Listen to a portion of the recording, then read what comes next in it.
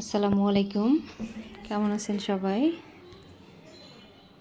চলে আসলাম নতুন একটা ব্লগ নিয়ে।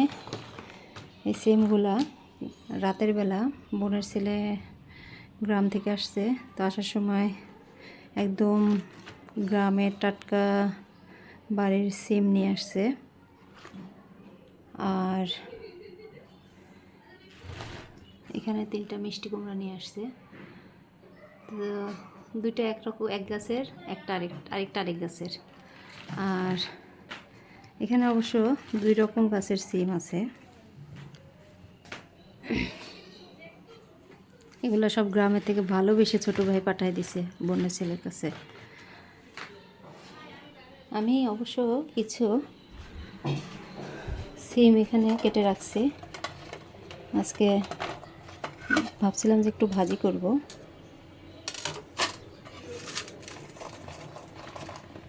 যেন একটু বিচিয়ালা বিচি টিচি দেখে একটু সিম কেটে রাখছিলাম।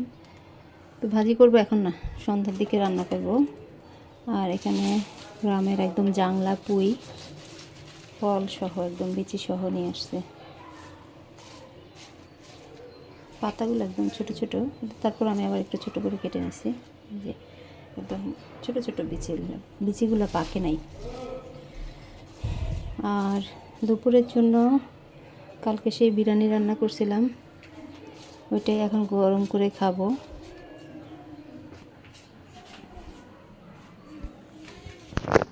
যে আমার বিড়াল সে গরম পানি খাচ্ছে।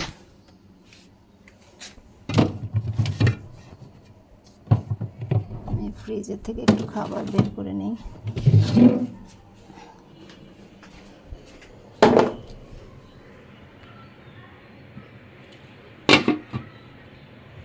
একটু পরে গরম করবো, নামাজ পড়ে তারপর।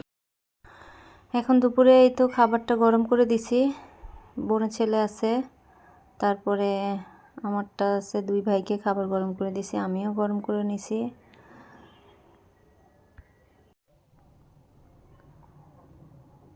এখন একটু খেয়ে দিয়ে নেই। 2টা সদস্য, আমাদের 2 সদস্য কেমনে ঘুমায়। অ্যাশলির গায়ের রং আর ওদের গা মোছানোর যে তাওয়াল এক কালারের হয়ে গেছে। বালিশ বানায় দিয়ে ওদের 2জনে একই কালারের হয়েছে। আচ্ছা ঘুমাও, ওকে, সো সরি, ঘুমাও। ডিস্টার্ব করলেও ঘুমাবে না, কি আরামে ঘুমাইতেছে। আরে ওদের কোনো টেনশন নাই। হ্যাঁ, ওদের কোনো টেনশন নাই।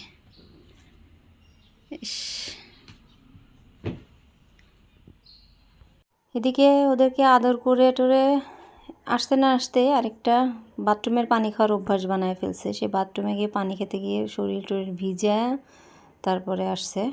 পরে আবার বিড়ালকে মানে ছেলেটাকে করে আসলাম, হেয়ার ড্রাই দিয়ে শুকায় টুকায় আসলাম। একটা যন্ত্রণা।